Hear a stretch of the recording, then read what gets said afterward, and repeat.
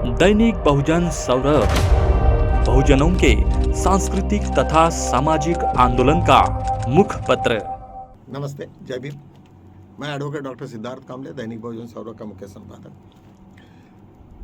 आज मित्रों, संपूर्ण देश में बहुत ही हाहाकार हुआ, हलचल मची। कई दिनों से एक मसला अपने देश में चल रहा था कि एसआईआर के माध्यम से बीजेपी कंटिन्यूसली इलेक्शन जीत रही थी, लाखों के तादाद में वोट कट रहे थे। जो भी उनको नहीं चाहिए वो लोगों को सीधा खुलेआम वो वोट कट रहे थे। और ये पूरा का पूरा मैटर सुप्रीम कोर्ट में कई दिनों से चल रहा है, कई सालों से चल रहा है, लेकिन इसके ऊपर में कोई बात नहीं चल रही थी। और इतने सब बार ये वहाँ पे इतने लोगों ने कहा कि भाई हम लोग सब हैं, हमारे सब वोट कट गए, हम यहीं के हैं, इतने सालों से हम वोटिंग कर रहे हैं। तो पिछले वक्त सूर्यकांत जी ने, चीफ जस्टिस ऑफ इंडिया ने, उन्होंने कहा कि भाई ठीक है, इस वक्त कटा तो कटा, अगले साल में दे देना। इतनी बेपरवाही से जब उन्होंने जवाब दिया, उसका काफ़ी लोगों ने विरोध किया, काफ़ी लोगों ने ये किया। अब ऐसा है कि चीफ जस्टिस को हमें कुछ नहीं बोल सकते, क्योंकि इसलिए नहीं बोल सकते कि एक कंटेम्प्ट का भी इशू है। कंटेम्प्ट छोड़िए, अभी सब लोगों ने बिल्कुल अपने खुलेआम आ गए और खुलेआम गालियाँ देना चालू कर दिए। कितने लोगों पर आप कंटेम्प्ट करोगे? ये एसआईआर का मेन मसला ये है कि नागरिकता को वैध ठहराना है, नहीं ठहराना है। जब भी कभी किसी को नागरिकता के बारे में कोई क्वेश्चंस है तो उसको सबसे पहले नोटिस दी जाती है, ये कॉमन लॉ है। उसके बाद में उसकी बात को महना पड़ता है, उसकी बात को सुनना पड़ता है, उसके बाद में उसके ऊपर में उसको अपॉर्चुनिटी देनी पड़ती है, उसके बाद में फिर जजमेंट होता है। और जजमेंट के बाद में उसका जो सही वो बाहर से आया है, यही देश का है, उसके ऊपर में रिजल्ट लगता है। ये हमारे देश की प्रक्रिया है। लेकिन सुप्रीम कोर्ट में ये नहीं समझ रहा कि इनको कोई पावर नहीं है, पकड़ के उन्होंने लाखों वोट उनको गिरा, ये कर दिया, नष्ट कर दिया। और सुप्रीम कोर्ट कह रहा है कि नहीं, उनका जो उन्होंने किया चीफ इलेक्शन कमीशन ने, वो ठीक है, उसमें कोई हमें ये नियमितता नहीं दिख रही है। ये कैसा रिजल्ट है? ये क्या है? एक कॉमन आदमी, मुझे लगता है कि बहुत कोई जुडिशियरी माइंड रखने की ज़रूरत नहीं है। ये हमारे देश का कानून है कि यदि तुम लोग वोटिंग का पावर ही खत्म हो जाए तो डेमोक्रेसी खत्म हो जाएगी। वोटिंग के पावर यदि यार कोई ये ठहराए कि एक्स आदमी वोट देगा, एक्स आदमी वोट नहीं देगा, तो यदि यह सुप्रीम कोर्ट इस तरीक़ा से भाषा का इस्तेमाल करता है तो आने वाले दिनों में, वैसे भी जैन जी का क्या चल रहा है सबको मालूम है, सभी लोग पूरा का पूरा सरकार के ऊपर में उलझ गई है। और ऐसे सिचुएशन में ऐसे टाइप का जजमेंट होना, ये अपने आप में बहुत ही बड़ा दुखद घटना हो गई है। और सभी लोगों ने, पूरा देश, सभी जुडिशरी से लेके सब लोगों ने सिर पे हाथ रख के बैठे हैं कि ये सूर्यकांत को क्या हुआ। कम से कम जब ऐसे टाइप की बातें चलती है तो इसके परिणाम बहुत विकट होते हैं। अभी यहाँ ये कह रहे हैं कि भाई उनको, अभी हम नागरिक ही नहीं हैं, यदि यार ये साबित हो गया तो हमें, उनको तो कल गवर्नमेंट कहेगी कि आप कहाँ जाओगे, तो उनके लिए क्या नया देश बनाओगे? जितने भी लोग लाखों के इसमें वोट कट गए, इसका मतलब ये देश में नहीं रहते हुए वो कहाँ जाएंगे वो? और उनका भविष्य क्या रहेगा? उनके बच्चे कहाँ जाएंगे? उनके बच्चे को कहाँ से जॉब मिलेगा? क्योंकि उनका वोटिंग में नाम ही नहीं है। और ऐसा सिचुएशन आ जाए तो इसका मतलब कि देश में जानबूझ के ऐसा कुछ दंगल करवाना चाहती है बीजेपी कि जिसकी वजह से सब तुम्हारे कंट्रोल के बाहर में जाएगा। ये सब के सब आज बेरोजगार लोग बाहर बैठे हैं, सब के सब गवर्नमेंट को घेरे हुए हैं और वहाँ एजुकेशन मिनिस्टर का इस्तीफे के लिए बैठे हैं। और सभी पूरा असह्य हुआ। महंगाई के तो वो लफड़े अलग ही है।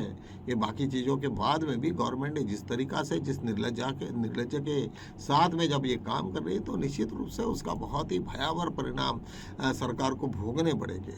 और जब वहाँ पे, जब आज मैंने सभी लोगों का जब इंटरव्यू सुना है तो सिंघवी जी, जो कंटिन्यूसली इस मामले में वो सबसे थे, उन्होंने कहा कि जो अधिकारी नहीं है चीफ इलेक्शन कमीशन को, लेकिन उसके बाद में और एक दूसरा रिफ्ट हो गया है कि आज सुप्रीम कोर्ट में 2 जजेस बैठे गए। एक इनके आज दीपंकर दत्ता जी के सामने में एक दूसरा मसला लगा था। उन्होंने कहा कि चीफ इलेक्शन कमीशन में जिस तरीक़ा से उनको सुप्रीम कोर्ट को हटाया है, वो उसको, ये गलत बात है और उसका जो नियुक्ति है वही इलीगल है, ऐसा एक फैसला आ रहा है। ऐसे सिचुएशन में पूरी की पूरी बीजेपी वहाँ पे डर गई। ये क्लियर कट इंडिकेशंस है कि सुप्रीम कोर्ट में 2 टाइप के जजमेंट, 2 जजेस में 2 तरीक़ा से ये हो गए। क्योंकि सुप्रीम कोर्ट के भी जजेस, 36 जजेस हैं, और किसी मूर्खता से यदि पूरी सुप्रीम कोर्ट बदनाम होती है तो बहुत ही दुखदायक बात है। सभी लोग तो उससे नहीं आए, सभी लोग कुछ अच्छे लोग हैं, बहुत सारे हैं और लर्नेड डिफरेंट लोग आए और ऐसे सिचुएशन में इस तरीका सा कुछ हो जाए तो निश्चित रूप से बहुत ही गर्द लायक घटना हमारे देश में हो गई है और इसकी बदनामी ये कंटिन्यूसली ये चलते रहेगा। अभी ये न्यू जो चेंजेस आए हैं, सब नए लोग ये सब देख रहे हैं, क्या परिणाम होगा जो भी ये आएगा कि कोई मेरिट वेरिट नहीं है यहाँ पे, सब पीछे के दरवाजे से आओ और आगे बढ़ो और फिर बाद में ये करो। अभी जब भी मैं एक वीडियो देख रहा था कि जो ट्रिब्यूनल है एक इन्वायरमेंट के ऊपर में, और उसने जिस तरीक़ा से कॉपी पेस्ट करके पूरा का पूरा वो जजमेंट दिया और सुप्रीम कोर्ट में भी उसको कुछ भी नहीं किया, ऐसे टाइप के यदि जजेस हमारे यहाँ निर्वीण पैदा होंगे तो हमें नहीं लगता कि ये देश को कोई बचा पाएगा। और सिर्फ फिर यही होगा, फिर नेपाल होने में क्या दिक्कत है। सब लोगों को ये लगेगा कि यही लोग हमें, जब वही खुद देश को डुबाने के चक्कर में लगे हैं, तो मुझे लगता है कि बहुत बड़ी आज दुखद बात है और ये होना नहीं चाहिए। वो चाहे वो दीपंकर दत्ता ने कहा कि उनको, तो फिर वो दो पार्ट्स में आएंगे, तो एक तो कहेंगे कि ठीक है यदि तुम लोग चीफ जस्टिस ऐसा करते हैं तो हम लोगों के पास में उतना ही पावर है, और वो भी उस तरीक़ा से होगा। इसका ही मतलब है कि आने वाले दिनों में देश के ऊपर में बहुत बुरे दिन आएंगे। बुरे नहीं आएंगे लेकिन वो एक्सपोज हो रहे हैं, जो अंदर से होता था अभी एक्सपोज हो गया और सभी लोगों को पता चल गया। और अभी सब यूथ से लेके हर पॉलिटिकल पार्टी, इवन बीजेपी को भी शर्म आती होगी, वहाँ पे भी एमपीज़ को भी आती होगी ये कैसा जजमेंट है, क्योंकि वहाँ पे भी बहुत सेंसिबल लोग हैं। ऐसा नहीं है कि बीजेपी में सब ऐसे ही लोग हैं, या ऐसा नहीं है।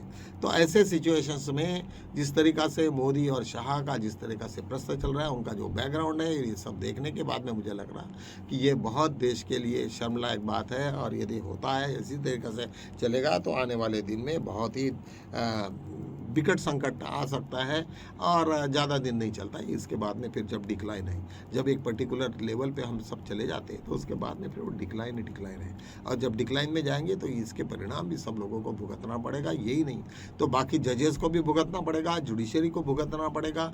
और अभी गवर्नमेंट को यदि किसी गलत मतलब होना है तो होगा तो नहीं, लेकिन कभी हो जाए, गवर्नमेंट बदल जाए और ये कुछ हो जाए, तो सब जुडिशरी के ऊपर में सबसे पहले टारगेट रहेगा कि उसके बाद में जो भी कुछ जुडिशरी चाहिए होगा वो सब का सब लॉ मिनिस्ट्री और इसके साथ में एक पर्टिकुलर पैनल बनेगा। इन लोगों की कोई रंगदारी नहीं चलेगी, सबको एग्ज़ाम देना पड़ेगा और इस तरीक़ा से कुछ ना कुछ होने की संभावना है।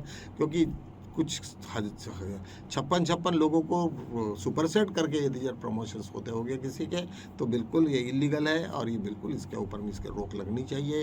ये सब बातें होनी चाहिए।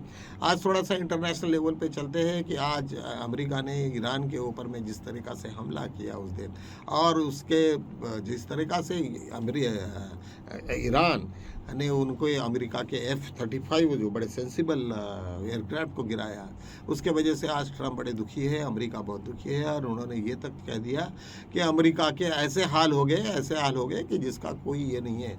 अभी तो ये बात हो गई कि अमेरिका में भी ट्रंप के विरोध में इतना ज़बरदस्त रोष है कि ये आदमी ने, किसने बताया ये सब उटपटांग काम करने का, कि उनको बार बार कह रहे हैं कि भाई तुम्हारा और ये ईरान के साथ में और अमेरिका का कोई लेना देना नहीं है, कोई संबंध नहीं है, कुछ किस लिए लड़ाई है, केवल स्ट्रीम फाइल में उसका नाम है और पूरा का पूरा पेगासस जैसा ही उन लोगों ने ये पूरा इजराइल के पास में स्पाई है। इजराइल के भी अंदर में वहाँ पे वो देख ही रहे कि जिस दिन वो युद्ध खत्म हो जाएगा तो उसको जेल में डालना है।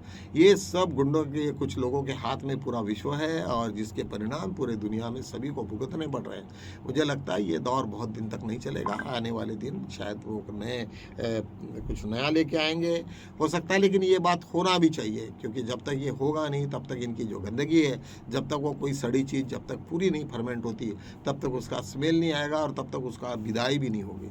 तो यही पूरे देश में चल रहा है, विश्व में चल रहा है। मुझे लगता है कि ये जल्दी से जल्दी ख़त्म होगा, चाहे वो अमेरिका हो, चाहे फिर कोई देश हो, या फिर इंडिया हो, या जिस तरीक़ा से हो, इसका अंत तो होना है। बुद्ध ने बार बार कहते हैं कि सभी ने, किसी ने भी इस तरीक़ा से ये बात नहीं करना चाहिए कि भाई जिसमें भी अहंकार आ गया उसका अहंकार तो ख़त्म होना ही होना है। ये तो परिवर्तनशील है, हर मिनट में कब कल क्या होगा किसी को कुछ मालूम नहीं है। तो मित्रों, आज इन्हीं शब्दों के साथ में यही हम रुकते, कल नए मुद्दों के साथ में, नए विषय के साथ में आपके सामने हाजिर होंगे। तब तक के लिए जय भीम।